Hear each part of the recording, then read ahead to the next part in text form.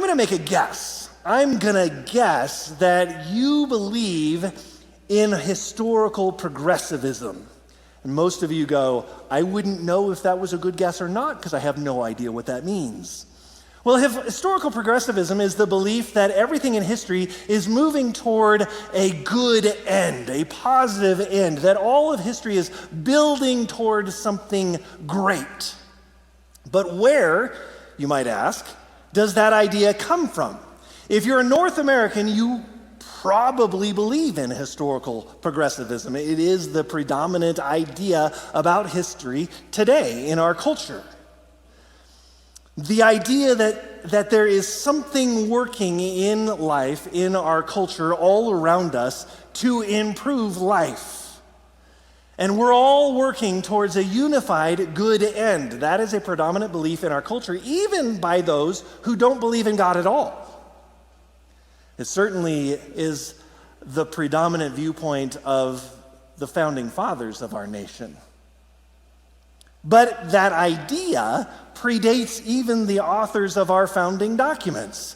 In fact, it predates the influencers of the founding fathers and their documents. People like John Locke and Thomas Hobbes and Jean-Jacques Rousseau. It predates even them.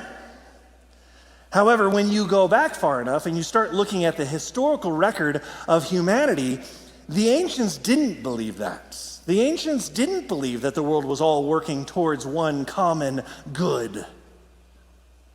They instead believed that life was cyclical.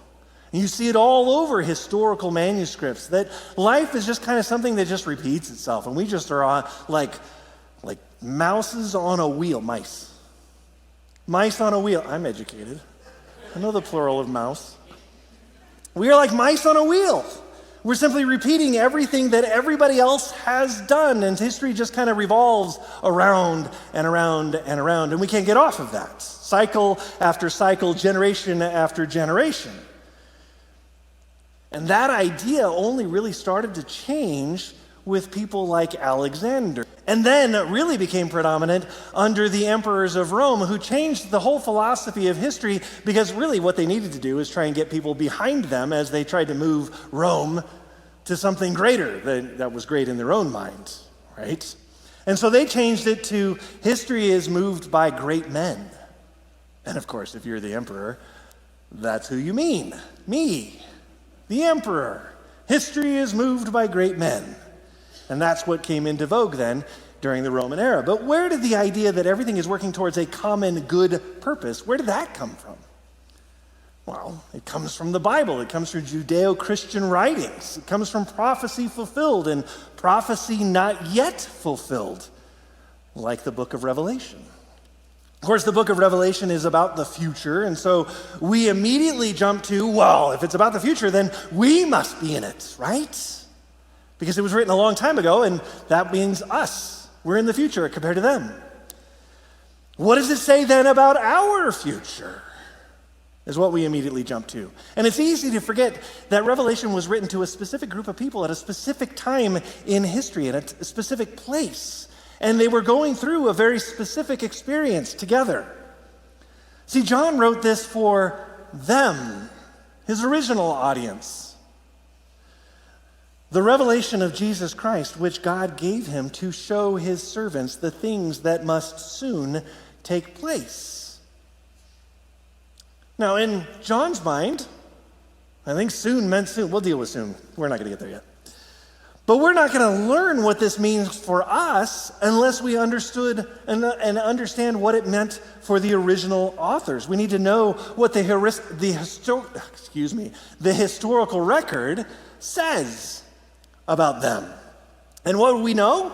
Well, we know that at the time of the writing of Revelation, which is about the end of the first century, Domitian was the emperor of Rome, and Domitian was persecuting the church. He was using the imperial cult, which forced everybody to say, Caesar is Lord.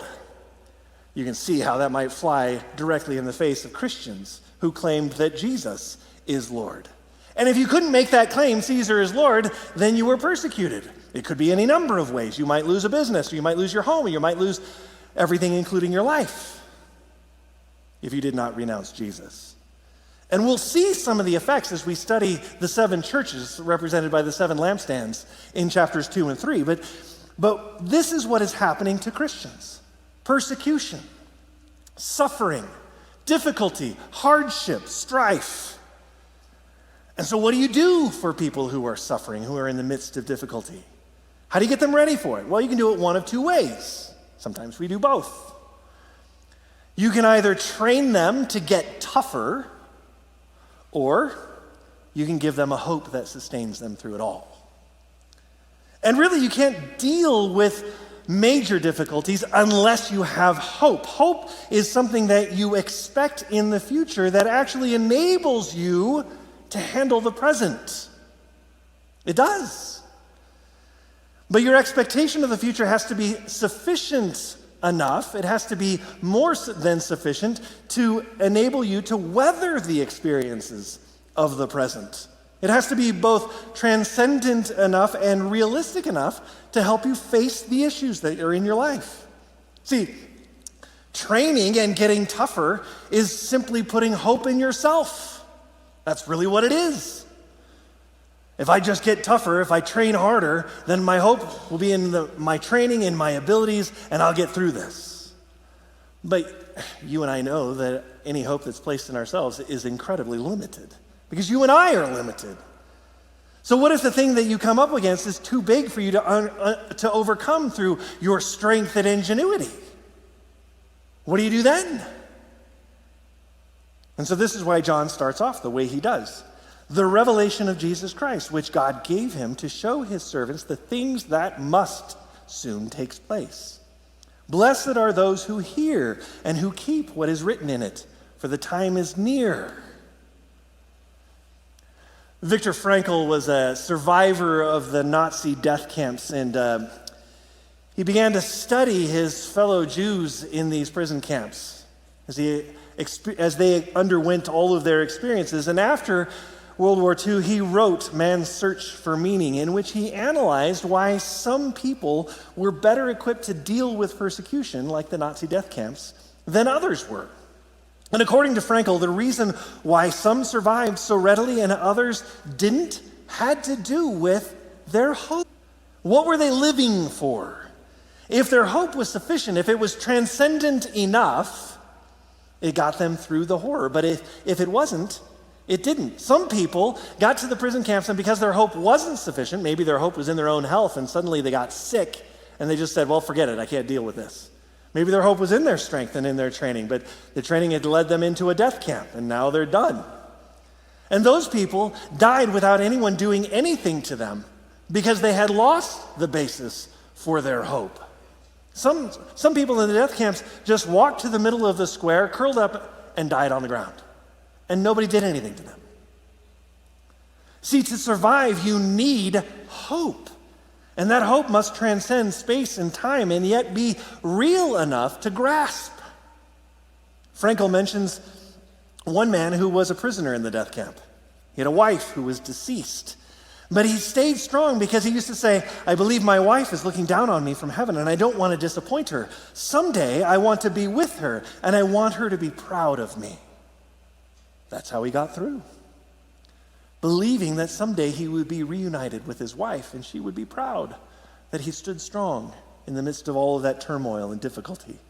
See, his hope wasn't in a physical reunification. Some people went into death camps hoping that they'd be reunited with their family, and then they got word that their family was dead, and everything left them.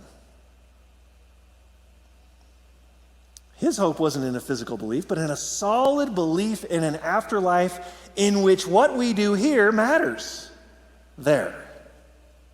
It was a transcendent hope that was very real to him. Now, most people have a hope that gets them through the mundane things. We all do. We come pre-wired with hope that gets us through the mundane things. But when real tragedy hits, that hope may not be enough to sustain. See, your hope has to be transcendent enough to give you endurance and poise in all kinds of circumstances. But it has to be realistic enough to actually motivate you. Realistic transcendent hope is what gets a person through painful difficulties and hardship in life. So this is what God is doing here in Revelation. He's bringing a transcendent hope to a church going through great trials, but making it something tangible, something that they could hold on to. They needed this. We need this today. Because some of us have probably thought, well, everything is going to get better. Now that I have Jesus in my life, everything is just going to get better now that I've accepted Christ. I mean, he's all powerful, he's all loving, and so stuff is just going to naturally get better for me. Bad stuff is not going to happen anymore. I've heard people make those kinds of statements. But what happens to that belief when something bad does happen in your life? When loss touches you as it has touched us this week, or persecution, or trials, because trials happen. People hated Jesus, and he says, well, if people hated me, they're going to hate you too. Just remember, they hated me first. Difficulty happens. So this is why God gave John this vision.